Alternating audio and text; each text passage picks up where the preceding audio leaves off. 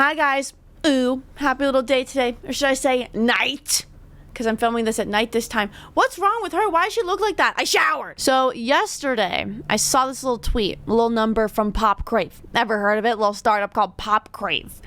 And they tweeted this. They said, Pink Panther says her hit song Boy's a Liar and the remix are crap. They're crap.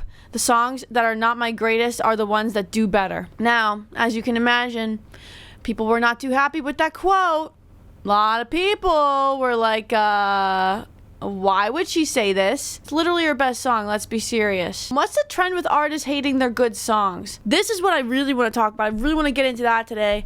But this tweet really made me start thinking, oh, I could talk about this. I could talk about this. Because, plot twist, Pink Panther sees this. She says, Lord help us. I told the journalist I thought the OG was crap at first, but the remix made me love it. I've said this openly before too. And now everyone's like, yep, get him.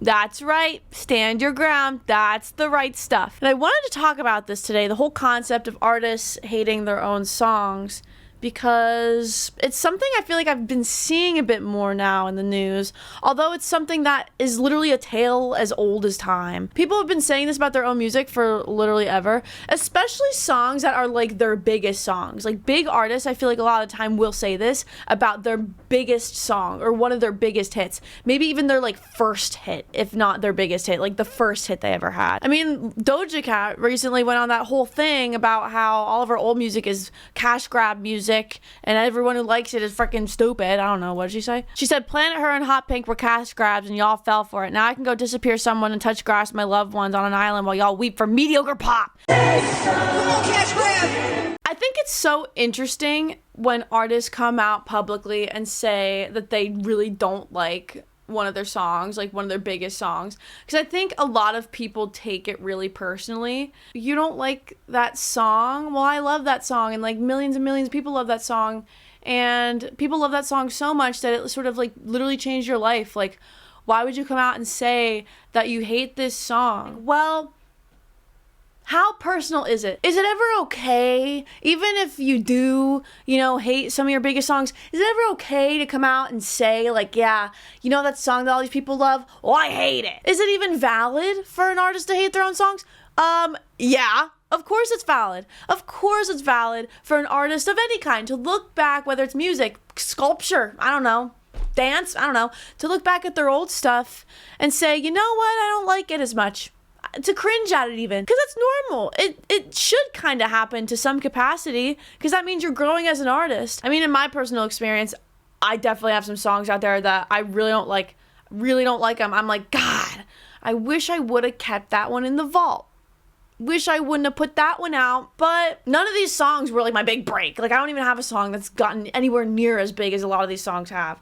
But that's just to say, like, I think it's completely normal to look back on stuff that you released and go, you know what?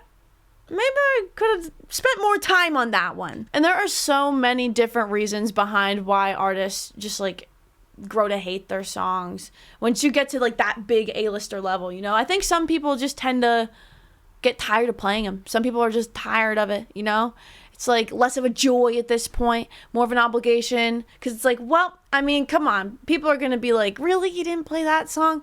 Gotta play that song. That's how Kurt Cobain felt about Smells Like Teen Spirit. He's like, it just sucked the spirit right out of it. Got too big. Song's too big now. Smells like nothing. Smells like a bowl of nothing, a load of crap. No teen spirit left here. Now I'm an adult with a salary. Oh no, the door's open. Don't look. Ugh, sorry guys. I know. You hate the closet being open. Believe me, I hate that closet being open too. I think we got a lot of crap in there. We need to get it out. I don't think Kurt Cobain is like the only person that's felt this. I think that a lot of the other people that I sort of talk about in this video probably also feel that way about their songs too. This song, you don't really even like it to begin with, and then you feel like you have to play it. But get this. What's wrong with me today, guys? There's all this crap in here. Another big theme I saw while looking into this was that some artists feel like they're just too defined by some of their biggest hits. Tones and I, Dance Monkey. Ever heard of it? Dance for me, dance for me, dance for me, oh. Tones and I freaking hates Dance Monkey. You're probably like over here like, oh, that's funny. Well, so do we. Whatever. Don't say that yet. Her big reason for not liking it was that after Dance Monkey blew up and she got all the success from it, when she was put in rooms with songwriters, usually a lot of time, freaking dudes who have all worked together before, they would just be like, oh, Dance Monkey was a hit. Hi. Hey, how about we do that again? Dude, she did Dance Monkey by herself. You think if she wanted to do Dance Monkey again, she'd come bring all these sweaty dude freaks in here, tell her to do Dance Monkey again? Like, she doesn't know. Like, she even wants to do Dance Monkey again. That's the thing. A lot of the time, I feel like these artists probably get put in room with songwriters. This sort of catapults them to an unprecedented level of success. Now, all of a sudden, they're not writing these songs in their bedroom anymore by themselves. They're working with all these big-time people. These big-time people have been doing it for so long. And now all they're telling them is, hey, how about we do Dance Monkey too? No. I can only imagine how annoying that would be, especially on top of that, the fact that so many people hate Dance Monkey. So I'm sure a lot of people would just write her off as like, oh, I'm not interested in listening to her music. Like, she's a Dance Monkey person. I don't want to check out the rest of her stuff. What if it's good? But, you know, if that's the big hit that gets you there, you want to change styles, change your sound, which it seems like she wanted to do. It's hard to get people to sort of be interested in paying attention to her music after that, because you feel like not only the people in the industry, but sort of like the consumer, the society we live in, has defined you by your big hit. Another one, Tyler, the Creator, does not like Yonkers. That guy, let me tell you, he does not like that song. He's like, yeah, I don't like that song. It's a total joke. It's just a prank. And I can't find a direct quote for this, but I was watching the NFR podcast and they said... He said that so many people listened to Yonkers and nothing else from his catalog and kind of defined him for that one song. Oh, that's interesting. But still a banger in my opinion. So many of the comments are like, well, Yonkers is his best song. And it's like, okay, first of all, wrong. Second of all, no. Third of all, don't even think about telling this guy to play Yonkers at a show. Like, don't even try thinking about it. You thought about it? Oh, you thought about bringing a sign to Tyler's show that says play Yonkers? That's funny. The sign is dumb. Out of every fucking song in my discography, that's the fucking song you picked. You're fucking 12. You were 4 when that shit came out. I have so many better songs. Fuck.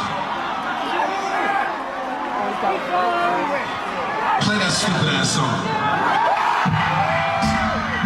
And Tyler's an artist that just has gone through such an incredible evolution.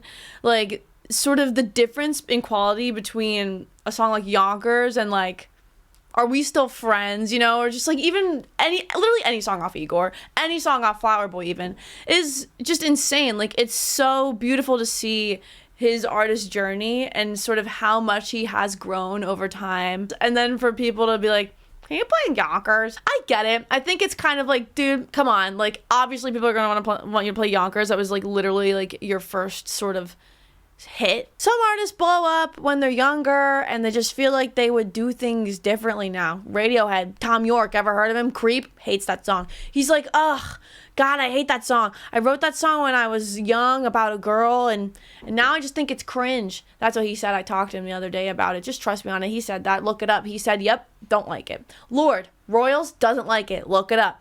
She wrote it when she was a teenager. Guys, can you imagine a song you wrote at like 16, 17? Is the breakout song, your like big hit. Literally, even if it's a great song, I feel like everyone looks back on what they did as a teenager, whether you think it's cringe or not, as like a fan. Like, Lorde's gonna probably look back on it and be like, yeah, little cringe. I mean, look at Friday, Rebecca Black. Remember that? Remember how the entire globe came together to just like dunk on this girl for making a bad song? Yeah, the song's not good. Entire world made fun of her. She was 13. Oh, it was her birthday present to, like, get this song made. Oh, her parents paid, like, $10,000s and thousands of dollars to get this song made. Oh, but she's an industry plant. Her parents are rich and they paid for the song. Okay, whatever, dude. Literally, can you imagine? I don't care. Like, I don't care. Can you imagine? You literally get bullied by the world, children and adults. She got bullied so bad in school, had to drop out of school. Oh, what are her parents gonna do? Oh, yeah, I guess we can move towns. That's funny. Can't go anywhere in the globe. Everyone knows Friday, Rebecca Black. She can't go anywhere. Has to get homeschooled for the rest of her freaking life. Although technically you could say this song jump-started her career. It landed her, yeah, some red carpet appearances. some worldwide fame.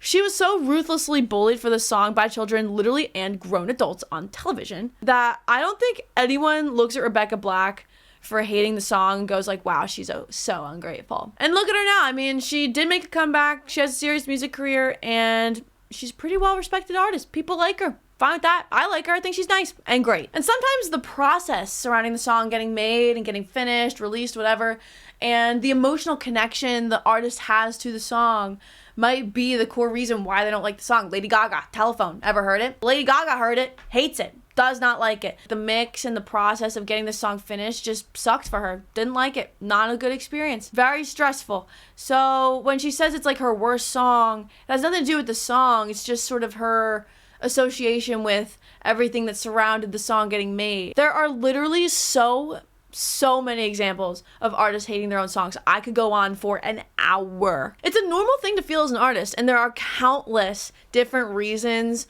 why an artist might feel that way. There's so many different little nuances, little stuff that goes into why. There's not just one reason probably per song. Probably a bunch of different little reasons why. But is there a right or wrong reason why?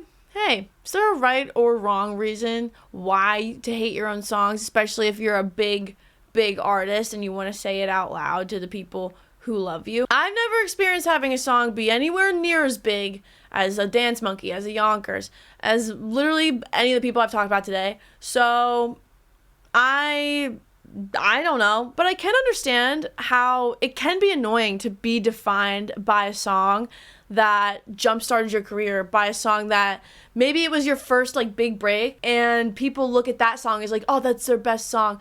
When you go on for years, you evolve as an artist so much, you make so many songs that are literally better, and there are a lot of people that sort of hang on to that first song and be like, oh, well, this is your best song. And then they just blow off the other material entirely. Especially if you have other songs that like you wish were hits, you think are better than the one that ended up becoming a hit. I can understand why it's frustrating, but I think sometimes the way that artists do communicate this feeling can definitely come off as ungrateful and too bitter and sort of out of touch with the position they're in, and it just makes it hard for the fans to sympathize with them. I think the way that Tyler yelled at that guy for the Yonkers sign, I know that's part of his personality. I know he's just like a very honest sort of person on stage, very blunt with how he feels about things. And I think that is really like also what I think makes him such a special performer. I just saw him at Camp Flog Gnaw the other day, and I walked away from that performance being like, wow, this was literally my favorite live performance I've ever seen by literally any artist ever. Like, and it's so much of it is because of his personality. But I will say, even though he played the song in the video, like, I don't know, the sort of tone he has just a sort of tinge of bitterness that doesn't quite sit well with me. Like, it's like, dude, just ignore the sign. Like, just ignore the sign. But the way he talks about Yonkers in this clip, I think, is a lot more understandable. I'm gonna be honest, I don't do this song ever. Like, I stopped because I fucking hated this shit. This song changed my life and my family and my friends' life. And it goes like this. Like, it's still a really honest way to say the same thing, but also acknowledges like how much the song did for his career and how much it changed his life. And I think it's totally valid to feel that way about that song, given why he doesn't like the song. Literally, he was so beyond grateful at Flog Gnaw, like just thanking everyone so much, like so genuine on stage. Literally the best performance I've ever seen in my entire life was his set. No hate to any of these artists. I'm not shitting on anyone. I'm not shitting and pissing on anyone. And okay, I've never seen Doja Cat live, so maybe she's expressed gratitude for fans liking her pop stuff on stage, but from her tweets about it and from the video I have seen of her on stage saying like, okay, cash grab, it seems like she's still just got that bitterness and ungrateful sort of nature about the position she's in, which again, I think is completely understandable. I cannot imagine the bullshit she has to deal with at that level of fame, the amount of people that have tried to take advantage of her because of that fame, the amount of parasocial little freaks that just like love her but like don't know her, and just like how she's treated as a famous person at that level, being followed around, having no privacy. I get it. I don't I don't get it to that level, but I can completely understand why a song like this would leave a bad taste in her mouth and why she looks back on it. Maybe she just doesn't like it. Maybe she just wants to evolve from that style. That's totally fine. But I think it's not fair to the fans to take it out on them and shame them and insinuate that they're stupid for liking the pop stuff. It's like, if you don't like that stuff anymore, if you think you've outgrown that style, again, so valid, normal even to feel it. But you don't have to like say it like that out loud to the fans. Like, you can say that stuff to the loved ones that you want to touch grass with. You don't need to broadcast that you feel that way to the fans. And back to the original thing I brought up in the first place. What Pink Panther said about her song is 100% valid. Like, I think it's fine to be honest about how you feel about the song and just be like, I thought the original song was crap at first, but the remix made me love it. To spin it to be like, oh, like, they're crap. Songs are not my greatest. They're little crap. I think it's fine for her to look at the first version of the song and be like, not that good, but the remix is like so much better. She doesn't seem like bitter or ungrateful by saying this. I think it's like fine to be honest about it and to sort of say something positive. And I think the sort of backlash and response that comes from it, it really depends on the song. I think it's interesting that Pink Panther has been transparent about like, Boys Liar, the first version, the original I kind of think is crap. But the remix, like, I love the remix. It really made me fall in love with that song. If she would have actually said what the interviewer said she said, and said, like, oh, Boys Liars Part 2 is crap.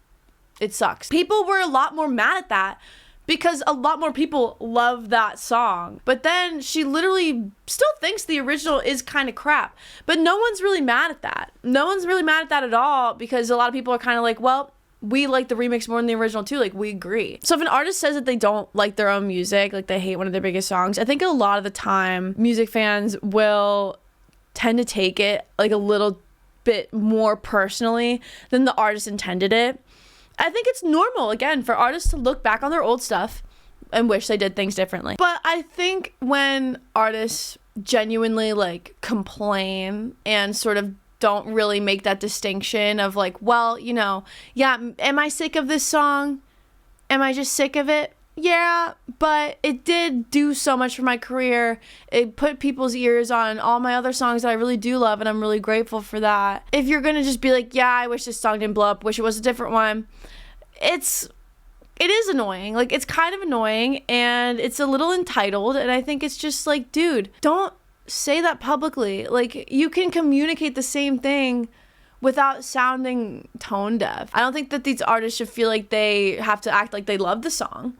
But I think if you're going to publicly say you hate the song, if you're going to choose to publicly say, like, I don't like this song that changed my life, you should also acknowledge how much the song did for your career if you're going to complain about it. But at the end of the day, in conclusion, whatever, I think my biggest takeaway from making this video has just been to be very inspired, because there's so many artists out there, massive artists, who I love so much.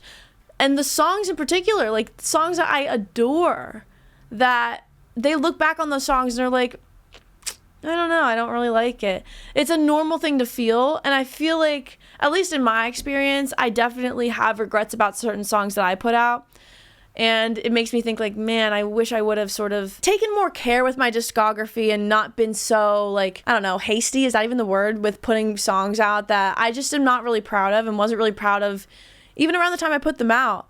But it's such a normal thing to feel about your own art. It doesn't mean you're a bad artist. Everyone feels like that about their own music at some point, one way or another, to some capacity.